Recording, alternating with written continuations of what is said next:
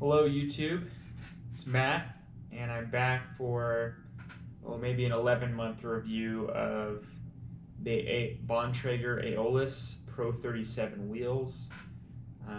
As a reminder, I bought this wheel set for about $1,300 plus tax, of course, and it's a pretty modern rim.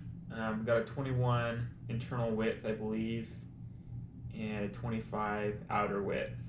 So it pairs really well with the 28 millimeter tires, which is what I've got on there right now.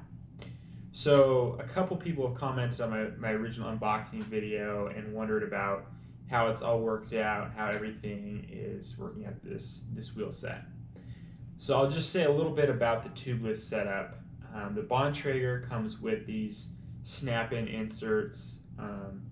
They of course have a hole for the valve, and so to put them in, you line up the hole with the valve, you put the valve in, screw it in, so you kind of anchor the insert, and then you move it around and it kind of snaps right into place. And then if it hasn't snapped fully, you kind of just press it in, and you can see that pretty easily.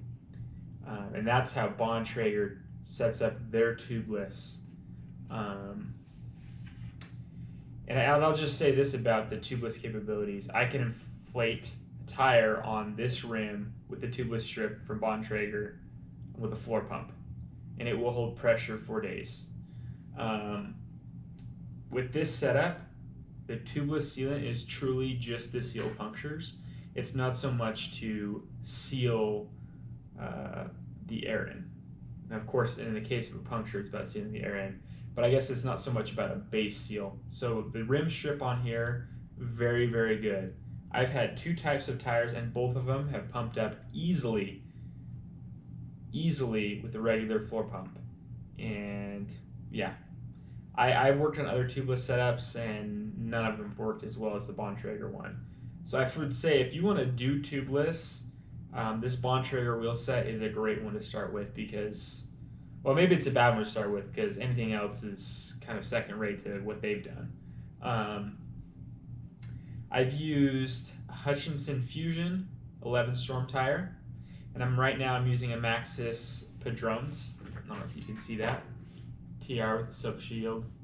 These are Maxxis' top tier road tires, which the Hutchinson Fusions were as well. Both are great tires. They work really well. As far as how well tubeless works, I would say I've changed one tube, maybe two, in the 10 months I've had it, and that was because the tire was near to obliteration. It was so worn down and so thin that once it started flattening, it was like the tire was done because I'd used it so much. It wasn't like, oh, I got a flat, I fixed it, and I used it for 3 more months. No, like the tire was just so used, it was done after that. So I feel like I got really good usage out of those tires, and so I wasn't surprised that I had to put a tube in. There were some pretty big gashes in it at that point. So I would say if you think about tubeless, these are a great wheel set to go with. I'm not like paid or sponsored by Bontrager, but I've just been impressed. I actually also recently hit a pretty good sized pothole, and it was one of those potholes where it sounded like something fell off, so you stopped and went back, and the wheel was fine, and it's still running. I got the front one right here. The rear one is the one that really was hit hard by that. I would say about the other features, the hubs are fine.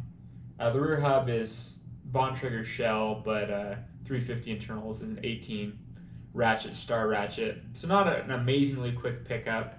That's a 20 degree engagement, but I don't know. For me, on a road bike, I just have never cared. On a mountain bike, I would care. On a gravel bike, I would care. But on a road bike, I've never really seemed to notice or care. So that's just me. Wheel set performs well otherwise. It's my first carbon wheel set, so I can't compare it to a deeper or shallower set, but just finding the crosswinds, I feel like it did just as well as my aluminum rims did. What else will I say? Yeah, they're pretty good and light stiff. They are pretty durable, I will say. Plus, Bontrager's got that lifetime warranty, so I feel like if you're, as a first set of carbon wheels for you, this would be a decent set. I don't know if I have much else to say. The ride quality is good. Um, yeah, and I've liked how precise and fast and quick they are. Um, I've also just really enjoyed road biking lately, but uh, I don't know if there's anything else I can say about these. I really love them. I will say about my YouTube channel, it's like getting a puppy dog. It's fun for the first couple of days and it's exciting, and then you realize I have to take care of this thing. That's how I feel about my YouTube channel. So if I don't post videos all the time, yeah, I'm having a little bit of buyer's remorse. But I will try to do better. Just kidding. Everybody says that. I'm not gonna make any demands about that. Everybody these days are starting a YouTube channel. Everybody and their dog. Chris Froome, he started one. Uh, so I thought, hey, maybe I could try my hand. Anyway, love the wheel. Tubeless is a breeze. Super easy to set up. I've done it on 2 types of tires, and I put a sealant in there, and it feels pretty good. I actually once rode over what seemed like a partially shattered mirror windshield. It started spraying sealant, went down about 50 psi, totally fine. That's the other thing I'll say with tubeless: don't overinflate. You can really blow these rims with an overinflation. I run them about 70 psi, but manufacturers got recommendations. The tire makers got recommendations. Just follow those, and you'll be fine. That's all.